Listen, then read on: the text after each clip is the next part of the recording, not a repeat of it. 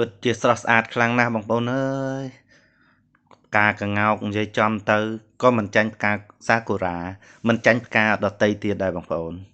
ខ្ញុំគ្រាន់ឃើញគឺក្នុងបេះដូងក្នុងចិត្តរំភើបហើយក៏សប្បាយចិត្តនៅការជារដូវផ្ការីករបស់ផ្កាក្ងោកយ៉ាងអស្ចារ្យយ៉ាងស្រស់ស្អាតគួរឲ្យស្រឡាញ់ណាស់បងប្អូនតែសម្រាប់មនុស្សមួយចំនួនពេលខ្លះទៅគឺគាត់គិតថាដើមក្ងោកហ្នឹងទៅជាផ្កាអញ្ចេះអញ្ចោះវិញខ្ញុំអត់ចង់និយាយអាពាក្យចឹងខ្ញុំស្រឡាញ់ខ្លាំងណាស់ខ្ញុំបានយកមកដាំដើម្បីរៀបធ្វើសួនតាមដងផ្លូវតែបងប្អូនមួយចំនួនគាត់អត់ចូលចិត្តអញ្ចឹងទៅគាត់កាត់ចោលអស់មុខផ្ទះគាត់តែឥឡូវនៅមកជាហៀងឯងគឺស្រស់ស្អាតអញ្ចឹងហើយបងប្អូនតែនេះនៅបាត់ដំបងឯងបងប្អូននៅសំឡូតតិចទៀតទៅគឺមុខផ្ទះខ្ញុំប្រហែលជាខែក្រោយនឹងមានរីកស្រស់ស្អាតខ្លាំងអញ្ចឹងណាបងប្អូន